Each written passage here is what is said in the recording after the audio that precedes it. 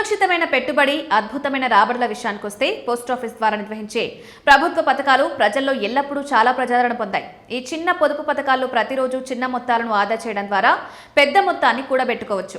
అటువంటి పోస్టాఫీస్ పథకాలలో ఒకటి పోస్టాఫీస్ రికరింగ్ డిపాజిట్ స్కీమ్. దీనిలో మీరు ప్రతిరోజు కేవలం ₹195 ఆదా చేయడం ద్వారా 10 లక్షల భారీ మొత్తాన్ని జమ చేయొచ్చు. పోస్టాఫీస్ చిన్న పొదుపు పథకాల అతిపెద్ద లక్షణం ఏంటంటే అవి పూర్తిగా రిస్క్ రహితమైనవి. ఈ పథకాలలో మీ పెట్టుబడి భారత ప్రభుత్వమే 100% భద్రతకు హామీ ఇస్తుంది. అంటే పెట్టుబడిదారుడు ఎలాంటి ఆందోళన లేకుండా వాటిలో డబ్బును పెట్టుబడి పెట్టొచ్చు. ఇది కాకుండా ఈ పథకాలు అనేక బ్యాంకుల ఎఫ్డీల కంటే ఎక్కువ ఆకర్షణీయమైన వడ్డీని అందిస్తాయి. పోస్టాఫీస్ ఆర్డీ పథకంలో మీరు ఒకేసారి పెద్ద మొత్తాన్ని జమ చేయాల్సిన అవసరం లేదు.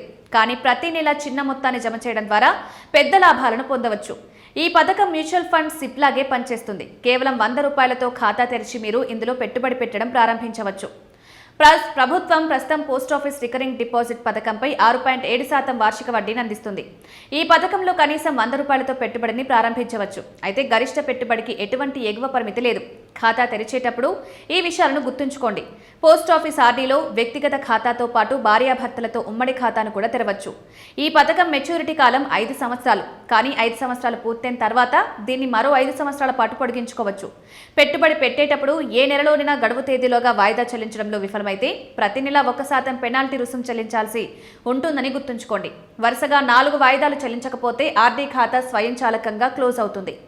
పోస్టాఫీస్ ఆర్డీ క్యాలిక్యులేటర్ ప్రకారం రోజుకు ₹195 నుండి $10 లక్షలు పొందే లెక్క చాలా సులభం. మీరు రోజుకు ₹195 ఆదా చేస్తే మీ నెలవారీ పొదుపు సుమారు ₹5,860 అవుతుంది.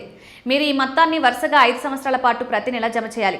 5 సంవత్సరాల్లో మీ మొత్తం పెట్టుబడి ₹3,51,600 అవుతుంది. వడ్డీతో కలిపి మొత్తం నిధి ₹4,18,201 అవుతుంది. ఇప్పుడు ఈ పథకాన్ని మరో 5 సంవత్సరాల పాటు పొడిగించండి.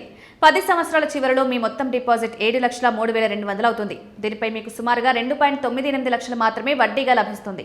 ఈ విధంగా 10 సంవత్సరాల చివరిలో మీకు మొత్తం ₹10,12,103 లభిస్తుంది.